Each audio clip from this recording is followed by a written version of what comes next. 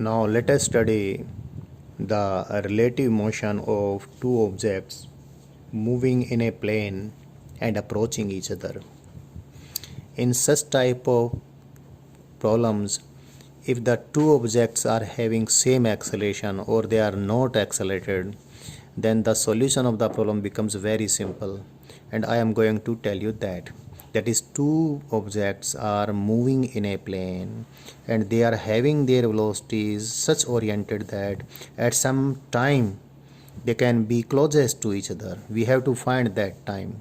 यानी इस प्रकार से उनकी वेलोसिटीज़ हैं उस प्लेन में कि वो एक दूसरे के बहुत नज़दीक भी आ सकते हैं, अधिक से अधिक नज़दीक आ सकते हैं।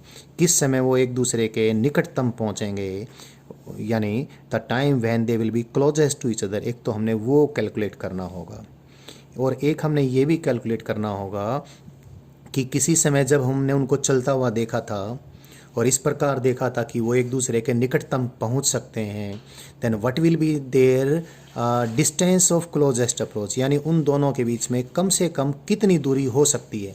तो इस प्रकार की प्रॉब्लम्स हमने आपको सॉल्व करके बतानी है। तो हम शुरुआत कर देते हैं। यानी मैंने क्या बताना है, मैंने समझाना है आपको रिलेटिव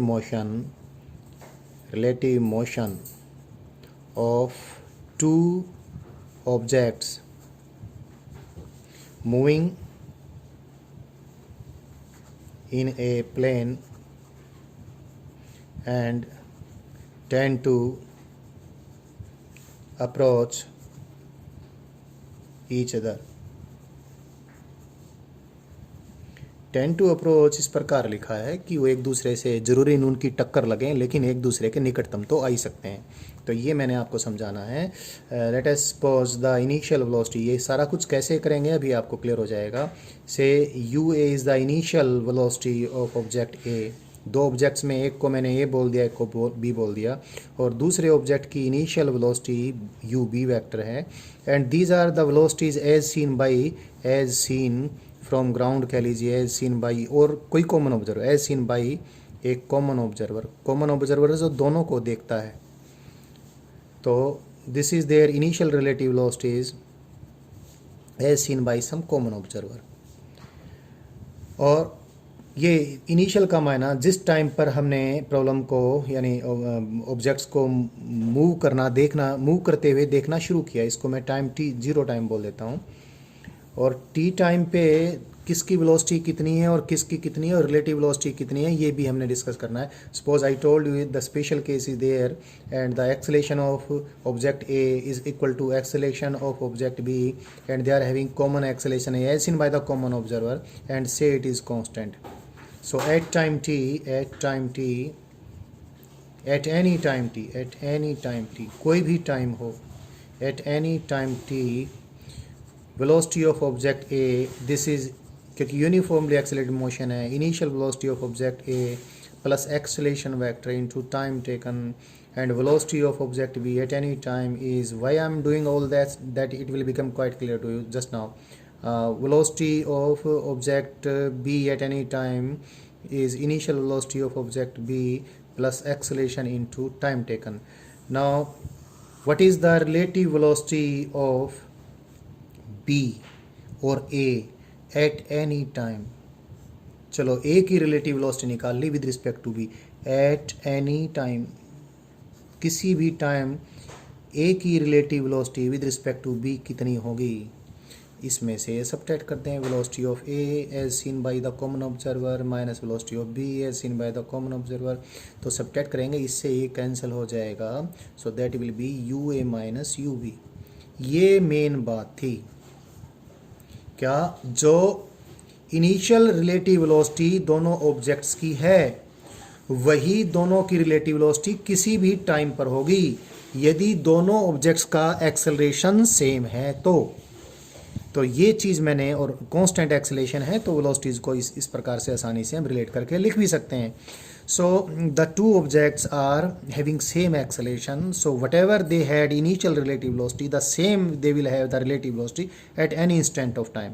तो starting from this I will be able to freely say what is the relative velocity of one as seen by the other that is initial relative velocity minus initial velocity minus final velocity that is initial relative velocity. इस प्रकार से मैं solve कर लूँगा।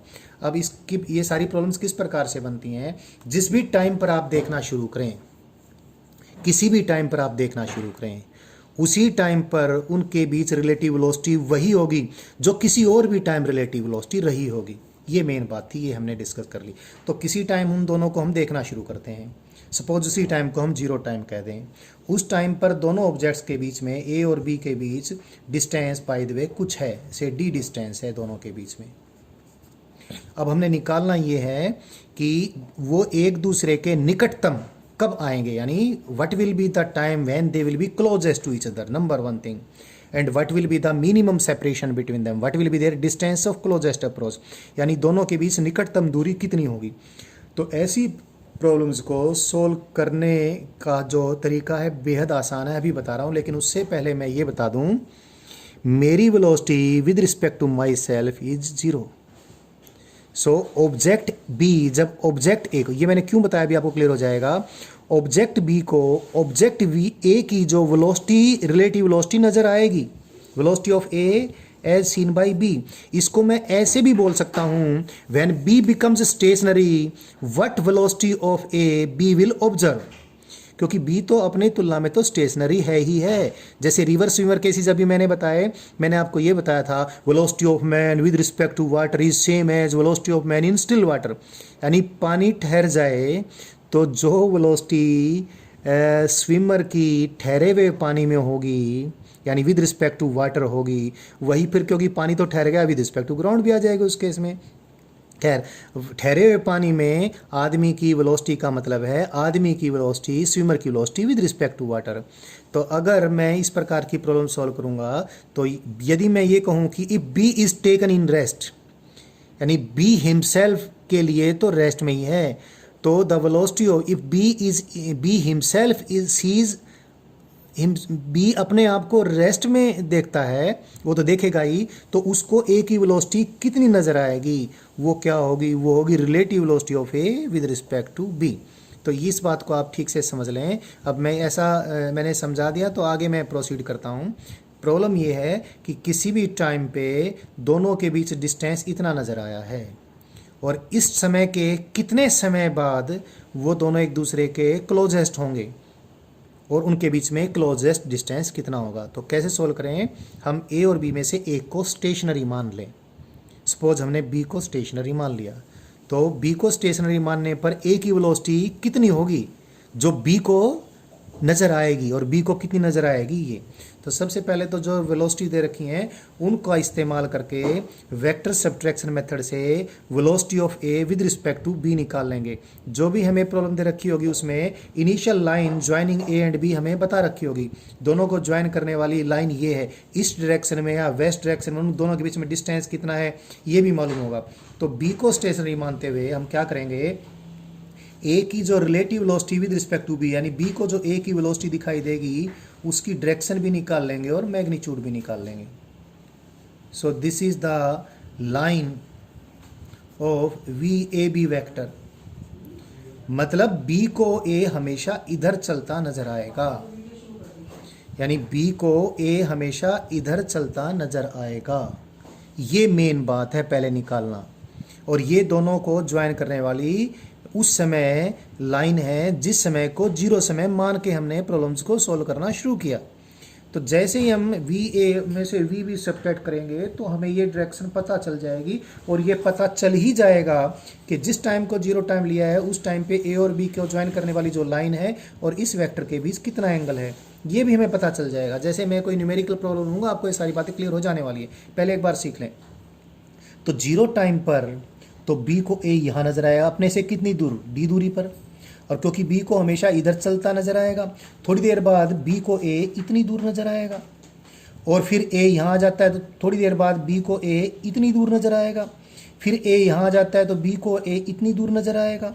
देखो आप देखें ए की बी से दूरी घटती जा रही है, अब ए यहाँ पर आ चुका है, पहले ए की बी से इतनी ज़्यादा दूरी थी, चलते चलते चलते चलते ए सपोज यहाँ पर आ गया, और ए यहाँ पर ऐसा आ गया कि ए की इस पोजीशन को सपोज मैं ए डैश बोल देता हूँ। तो ए डैश बी जो line of relative velocity of A with respect to B थी उसके परपेंडिकुलर होगी। अब बी को ए इतनी दूर नजर आएगा, इसके जस्ट जिस समय यहाँ पर आता है, जिस समय बी को ए यहाँ दिखाई देता है, उसके तुरंत बाद जैसे ही ए यहाँ से और आगे बढ़ेगा, देखें जब बी को ए की दूरी इतनी नजर आएगी, फिर इतनी नजर आएगी, फिर इतनी नजर आएगी। इससे आप सीख लिए हो कि what will be the minimum distance between A and B, it will be this, ये डी मिनिमम है।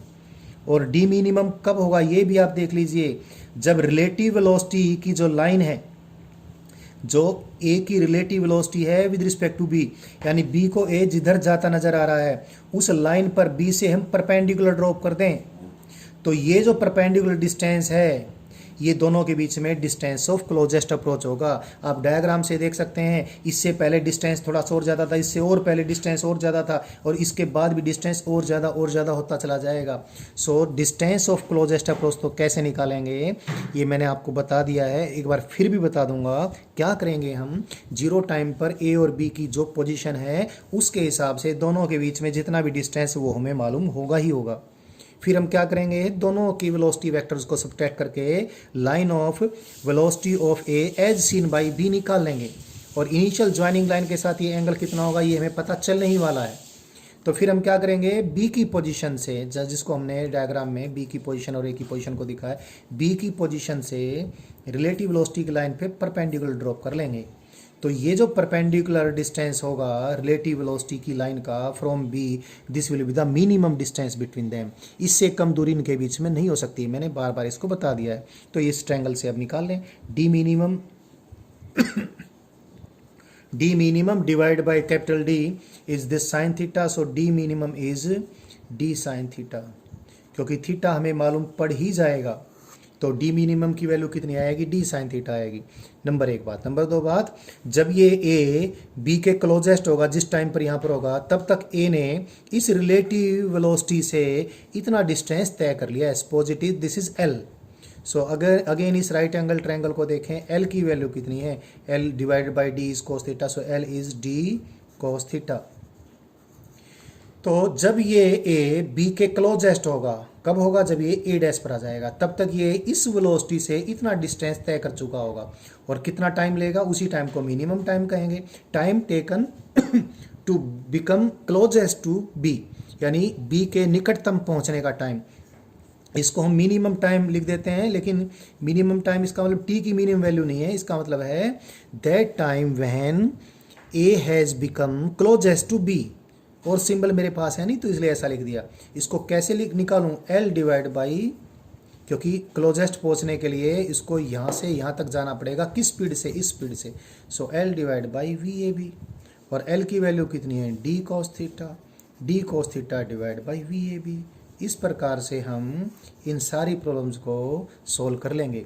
तो ये सोल्व करने का ढंग है ऐसी प्रॉब्लम्स को, ये तब आपको और क्लियर होगा जैसे ही मैं इसकी आपको और ज़्यादा प्रॉब्लम करवाऊंगा।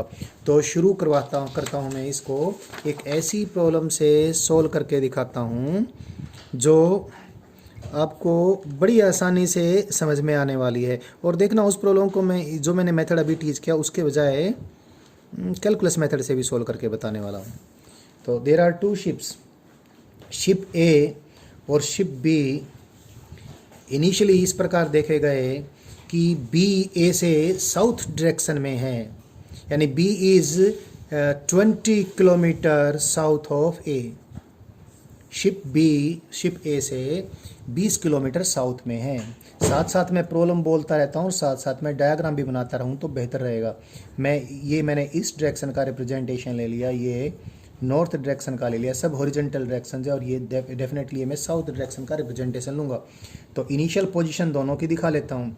ये मैंने शिप ए की इनिशियल पोजीशन दिखाई, ये शिप बी की मैंने इनिशियल पोजीशन दिखाई, और दोनों के बीच में इनिशियल सेपरेशन भी मैंने दिखा दिया, that is D, and D की वैल्यू कितनी है, 20 किलोमीटर है, यहाँ पर हमने लिख दिया है।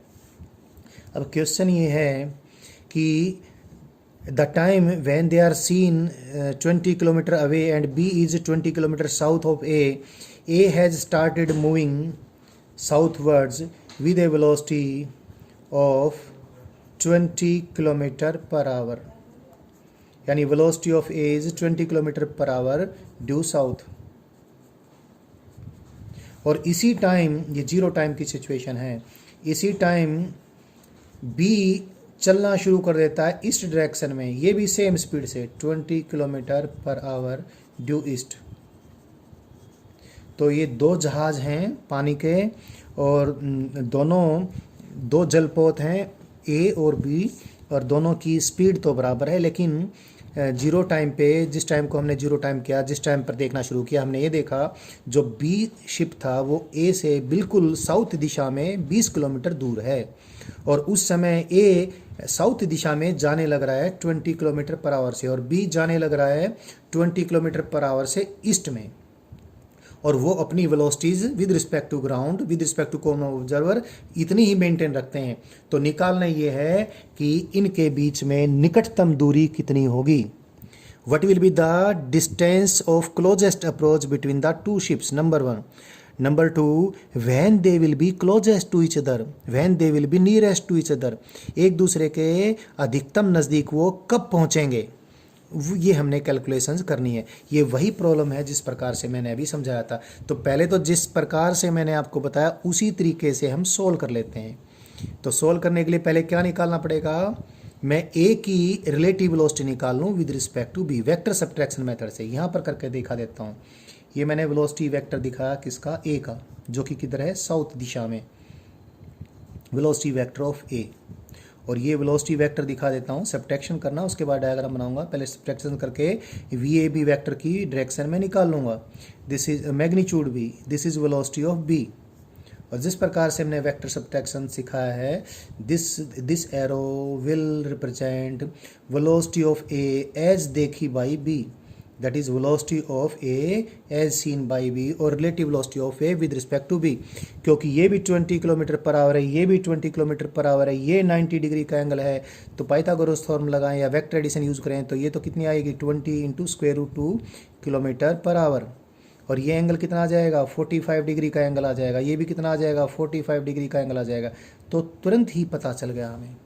अब हम क्या करें, हम ए और बी की इनिशियल पोजीशन दिखाएं, ए और बी की। ये तो जीरो टाइम पे हमने पोजीशन दिखाकर और फिर हमने ये निकाली। अब ए और बी की इनिशियल पोजीशन यानी जीरो टाइम पर पोजीशन दिखाएं, और उनके बीच में डिस्टेंस कितना शो करते हैं, 20 किलोमीटर का उनके बीच में। थोड़ा यहाँ शो यहाँ कर लेता हूँ मैं, यहाँ पे। तो ए और बी की मैंने इनिशियल पोजीशन दिखा दी, और उनके बीच में डिस्टेंस डी दिखा दिया।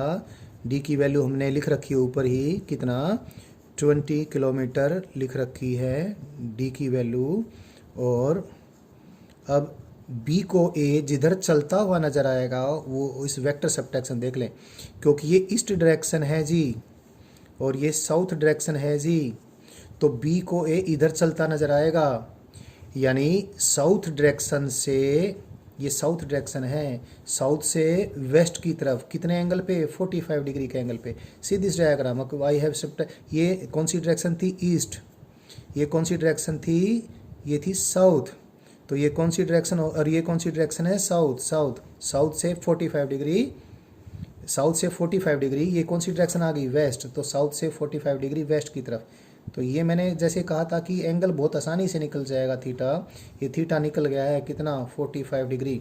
तो यहाँ पर बी जिधर भी जा रहा हो, बी जहाँ कहीं भी जाए, बी को ए इधर चलता नजर आएगा, किस डायरेक्शन में, 45 degree due south of west, जिसको हम साउथ वेस्ट डायरेक्शन भी कह देते हैं। तो this is the line of relative velocity of A as seen by B. So देखें ज़रा, डिस्टेंस ऑफ क्लोजेस्ट अप्रोच कितना होगा, जैसे मैंने टीच किया था अभी आपको, this is their distance of closest approach, D minimum.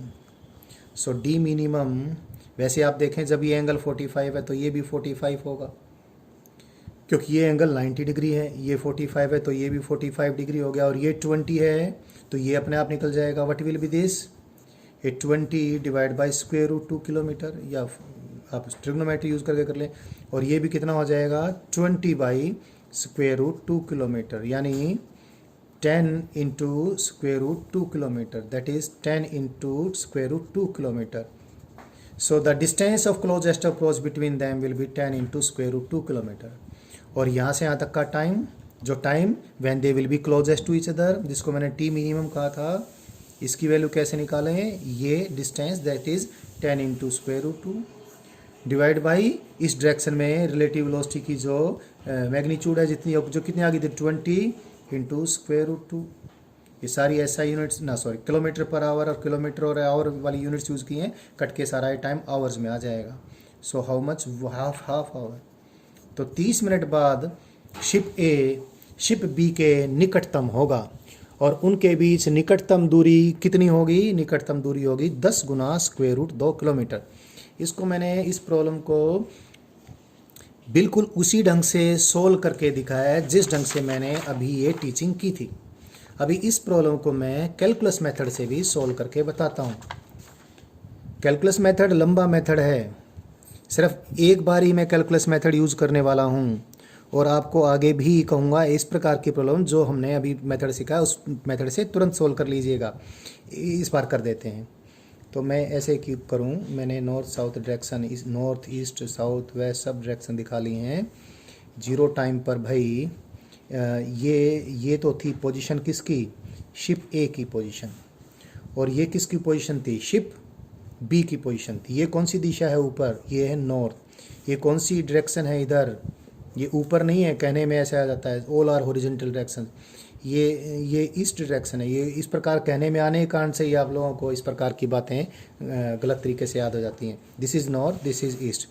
तो बी शिप यहाँ पर है जीरो टाइम पर, ए यहाँ पर है।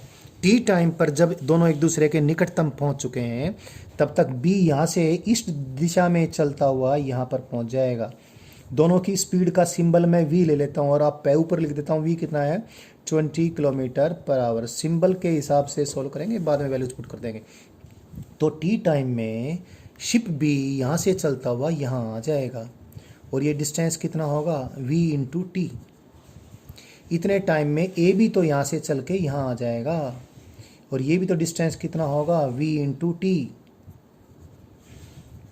तो ये तो टी टाइम बाद टाइम टी पर ये जो मैंने पोजीशन दिखाई दोनों शिप की ये, और इनके बीच में इतना डिस्टेंस होगा।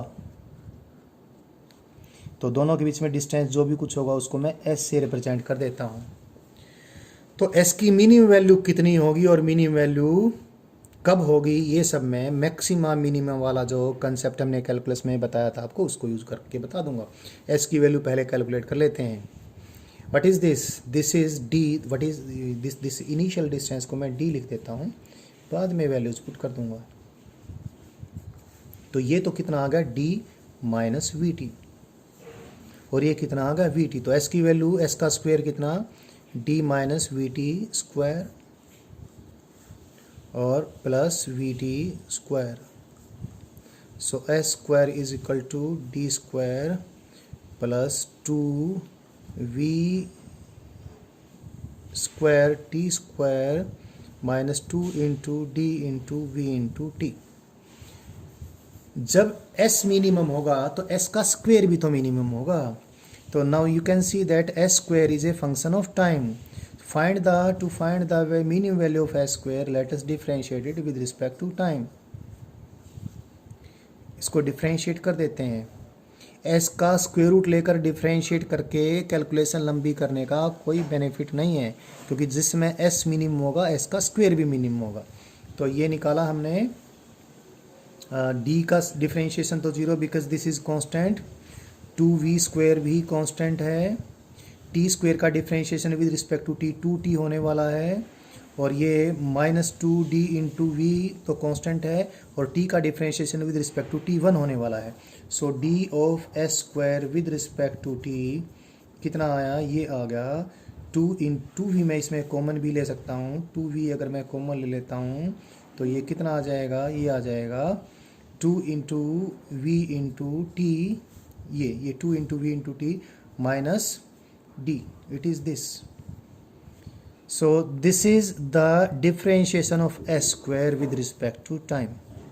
For minimum value of s square, or for maximum value of x square, S square, this should be zero.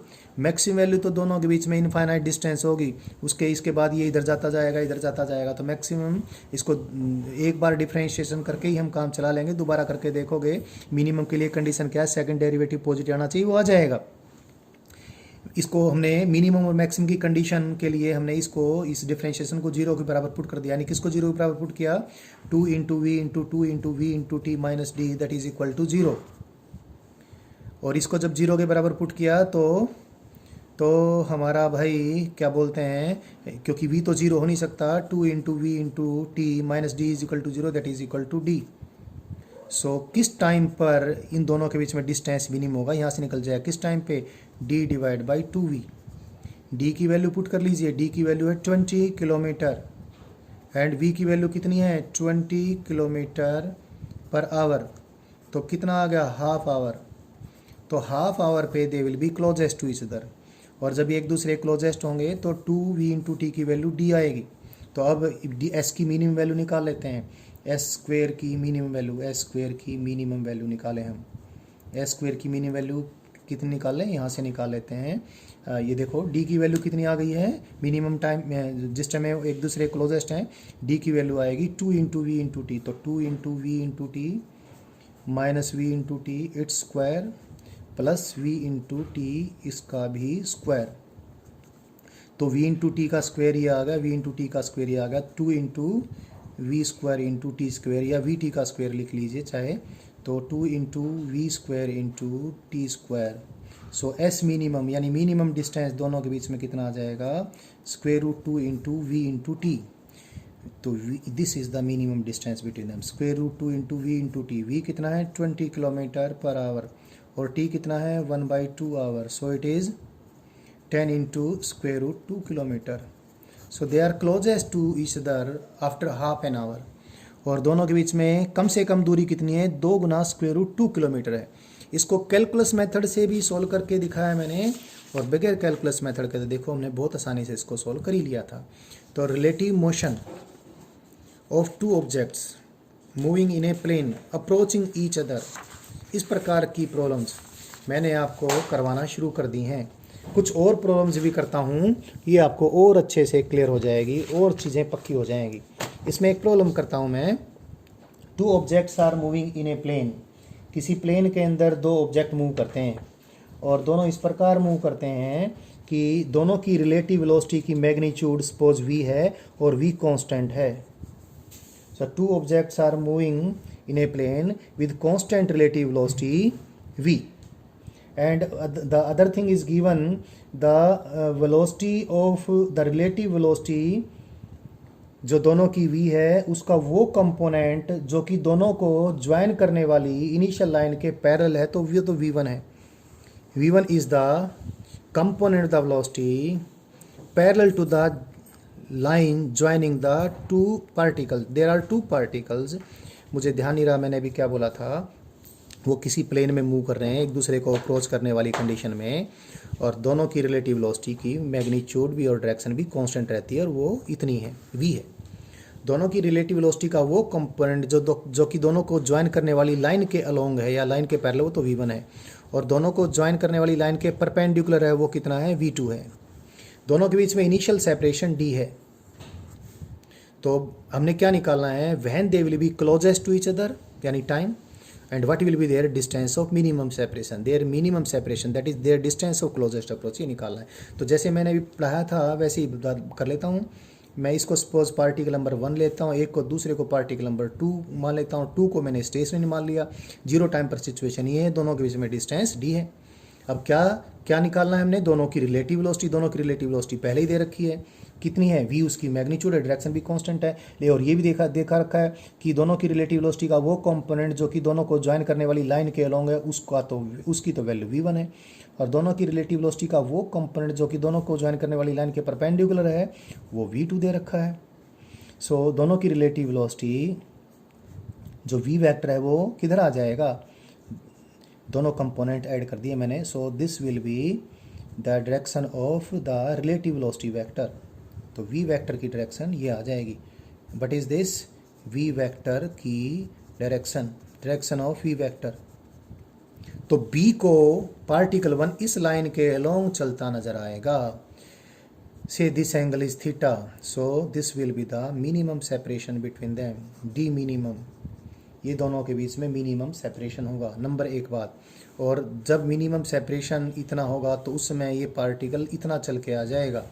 तो टाइम निकालने के लिए या डी मिनिमम निकालने के लिए सब कुछ यहाँ से होने वाला है, लेकिन एक बार साइन थीटा और कोस थीटा की वैल्यू निकाल लें। साइन थीटा देखें जरा इस ट्रायंगल के अंदर, sine theta is this divide by this, this is representation of V2 and this is representation of V, तो साइन थीटा तो ये आ गया। और कोस थीटा की वैल्यू कितनी आ गई, base divide by hypotenuse. Base किसको रिप्रेजेंट करता है, V1 को, हाइपोटेन्यूज किसको रिप्रेजेंट करता है, V को। तो डी मिनिमम निकालना है, d minimum divide by this d is equal to sine theta, d minimum is d sine theta. तो मिनिमम सेपरेशन दोनों के बीच में कितना आएगा, d की वैल्यू तो d है, साइन थीटा की वैल्यू हमने निकाल ली V2 डिवाइड बाई V।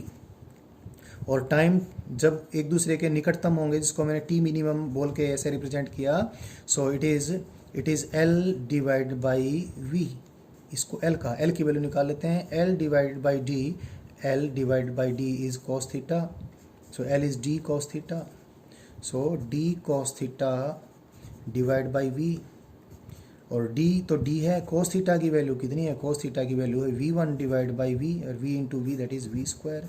सो कितने टाइम बाद वो दोनों एक दूसरे के निकटतम होंगे, इतने टाइम बाद दोनों वो एक दूसरे के निकटतम होंगे। और उनके बीच में निकटतम दूरी कितनी होगी, this will the distance of closest approach between them.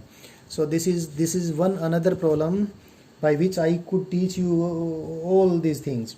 ये सब चीज़ें बताने के लिए मैंने एक और प्रॉब्लम और आपको बताई। अभी तो मैं 2-3 प्रॉब्लम और भी करके बताता हूँ, जिससे कि चीज़ें आपको और ज़्यादा क्लियर हो जाएं।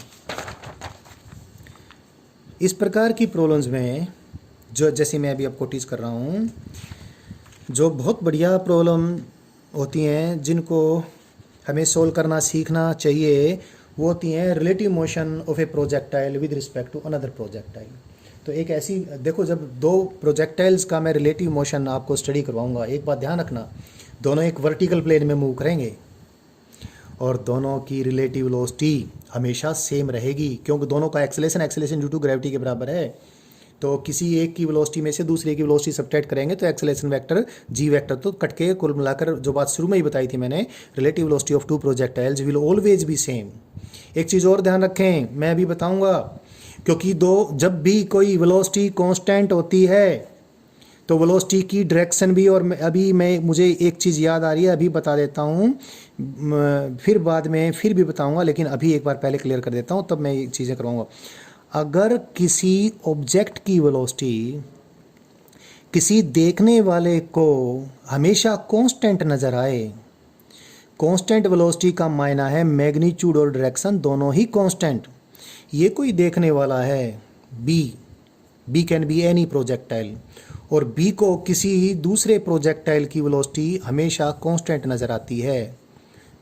तो वेलोसिटी कांस्टेंट नज़र आने का मतलब है वेलोसिटी की डायरेक्शन भी वही और मैग्नीट्यूड भी वही, और दो प्रोजेक्टाइल के लिए हमेशा होने ही वाला है ऐसा। ये कोई प्रोजेक्टाइल भी है, चल रहा है, चलता चलता वो किसी दूसरे प्रोजेक्टाइल को देख रहा है। तो this is the direction of the relative velocity of A as seen by B, that is velocity of A as seen by B, that will be initial velocity of A minus initial velocity of B. Because मैंने बताया था दोनों का, क्योंकि acceleration constant है, same acceleration है, तो इसलिए जो किसी भी समय रिलेटिव वेलोसिटी होगी वही इनिशियल रिलेटिव वेलोसिटी होगी। बार बार ये बात बोला हूँ मैं। तो कोई प्रोजेक्टाइल ए प्रोजेक्टाइल बी को हमेशा एक स्ट्रेट लाइन में उड़ता नजर आएगा, क्योंकि वेलोसिटी उसको बी को एक ही चेंज होती नज़र नहीं आएगी। तो मैंने एक बहुत बड़े प्रश्न का जवाब दे दिया है छोटे से मेथड से ही, क्या, the path of a projectile as seen by another projectile will always be a straight line. किसी प्रोजेक्टाइल को दूसरा प्रोजेक्टाइल हमेशा एक स्ट्रेट लाइन में ही उड़ता नजर आएगा। हालांकि ग्राउंड पर कोई साधु बाबा बैठे हैं तो उसको तो दोनों प्रोजेक्टाइल पैराबोला में चलते नजर आएंगे, बट किसी भी एक प्रोजेक्टाइल को दूसरा एक प्रोजेक्टाइल हमेशा एक स्ट्रेट लाइन में ही उड़ता नजर आएगा। ये बात मुझे अभी याद आ गई थी, अभी मैंने आपको बता दी है। अभी मैं वापस से उस टॉपिक पे जा रहा हूँ जिस टॉपिक पे मैंने relative motion of two projectile से रिलेटेड कुछ प्रॉब्लम्स करवानी है, और किस मेथड से, जो मैंने अभी टीच किया है। तो देखें, एक प्रॉब्लम है, कोई प्रोजेक्टाइल ए और प्रोजेक्टाइल बी के बीच में डिस्टेंस 130 मीटर का है, 130 metre away they are seen on ground पे वो 130 मीटर दूर थे जब उनको एक साथ फेंका गया। प्रोजेक्टाइल बी को फेंका जाता है 40 मीटर पर सेकंड से हॉरिजॉन्टल के साथ 60 डिग्री एंगल बनाते हुए। 60 डिग्री एंगल बनाते हुए हॉरिजॉन्टल के साथ 40 मीटर पर सेकंड से प्रोजेक्टाइल ए को फेंका जाता है और प्रोजेक्टाइल बी को हॉरिजॉन्टल के साथ 30 डिग्री एंगल बनाकर फेंका जाता है। This is the velocity of projectile A. जो कितनी है वेलोसिटी ऑफ प्रोजेक्टाइल ए की मैग्नीट्यूड है 30 मीटर पर सेकंड और वेलोसिटी ऑफ प्रोजेक्टाइल बी की मैग्नीट्यूड कितनी है 40 metre per second. This is projectile B, this is projectile A.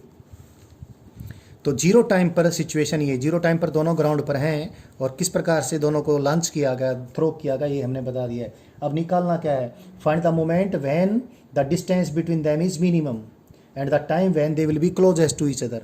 तो वो समय निकालना है जब दोनों एक दूसरे के निकटतम होंगे और वह समय भी निकालना है, वह निकटतम दूरी भी निकालनी है और ये भी निकालना है कि प्रोजेक्टाइल ए को बी या बी को ए, चलो ये निकाल लेते हैं, प्रोजेक्टाइल बी को यानी इस वाले प्रोजेक्टाइल को ए किस दिशा में चलता नजर आएगा।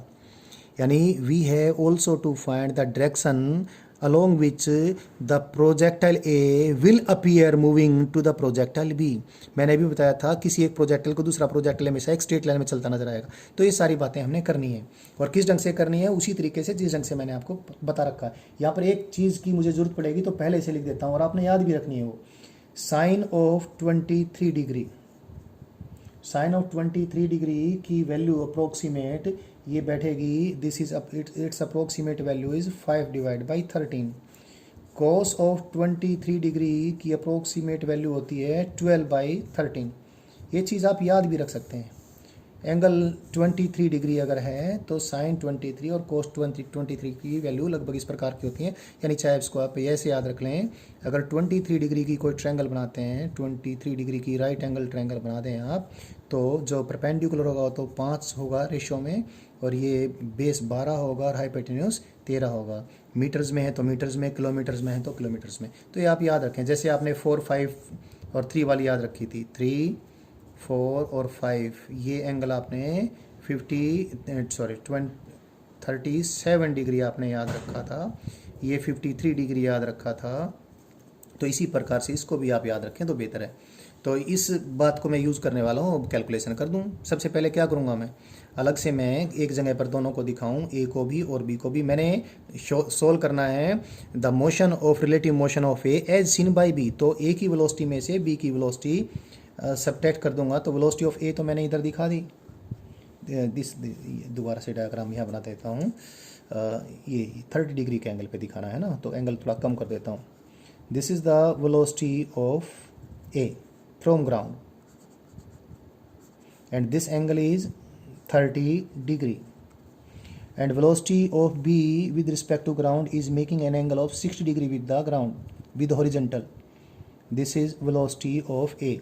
ये इसकी मैग्नीट्यूड 30 है और इसकी 40 है, तो थोड़ा मैंने ज़्यादा ही छोटा बना दिया है, कुछ इसकी चोंच लंबी कर देता हूँ। सो this is velocity of B as seen from ground, this angle is 60 degree, obviously then this will become 90 degree, ये 90 डिग्री का एंगल हो जाएगा। जैसे मैंने वेक्टर सब्ट्रैक्शन बताया था, this will be the velocity of A minus velocity of B, that is relative velocity of A as seen by B। यानी B को A हमेशा ऐसे चलता नजर आएगा, हॉरिजॉन्टल के साथ कितने एंगल पे ये भी पता चलने वाला है, क्योंकि ये एंगल 60 है तो ये भी 60 डिग्री होगा, अल्टरनेट एंगल हो गए। और क्योंकि ये साइड 3 है, देख 3 4 3 4, ये 3 है, ये 4 है, तो ये 5 होगी। यानी ये 30 मीटर पर सेकंड को रिप्रेजेंट करता है, ये 40 मीटर पर सेकंड को रिप्रेजेंट करता है, 50 मीटर पर सेकंड को रिप्रेजेंट करेगा। 3 4 5 वाली साइड में ये एंगल 37 डिग्री होता है, तो 30 से ये 60 में से 37 सब्ट्रैक्ट हो जाएगा तो कितना बच जाएगा, 23 डिग्री का एंगल ये बच जाएगा। तो अभी एक बार ठीक से बता लेते हैं, ये हॉरिजॉन्टल डायरेक्शन है, ग्राउंड के पैरेलल हैं, तो ग्राउंड के पैरेलल यानी हॉरिजॉन्टल डायरेक्शन के साथ 23 डिग्री का एंगल बनाता हुआ, 23 डिग्री का एंगल बनाता हुआ हॉरिजॉन्टल से नीचे की तरफ प्रोजेक्टाइल बी उड़ के कितना ही ऊपर चला जाए, प्रोजेक्टाइल ए उड़ के कितना ही ऊपर चला जाए, प्रोजेक्टाइल बी को सपोज, इसका माना ये प्रोजेक्टाइल बी की किसी समय पोजीशन है और ये प्रोजेक्टाइल बी से पास होने वाली हॉरिजॉन्टल लाइन, प्रोजेक्टाइल बी को प्रोजेक्टाइल ए हमेशा इस हॉरिजॉन्टल लाइन से 23 डिग्री नीचे की तरफ ऐसे यूं जाता नजर आने वाला है, ऐसे जाता नजर आने वाला है। ये हमने पहले कैलकुलेट किया, यहीं पर सोल्व कर लेते हैं अब इस प्रॉब्लम को। ये एंगल कितना लग गया 3 डिग्री आ गया ये एंगल। तो ये डिस्टेंस दे रखा है, this is 130 metre. So this is the direction of the relative velocity, direction of velocity of A as seen by B. और velocity of A as seen by B, इसकी magnitude भी मालूम है। वी ए बी की magnitude कितनी 3, 4, 5 यानी 50 meter per second. ये भी हमने निकाले है साथ साथ। जब रिलेटिव वेलोसिटी निकालते हैं तो थीटा भी निकल जाता है और साथ में ये भी पता चल जाता है मैग्नीट्यूड कितनी है। अब बाकी जो मैंने बताया था उसको देखें। This will be the minimum distance between them.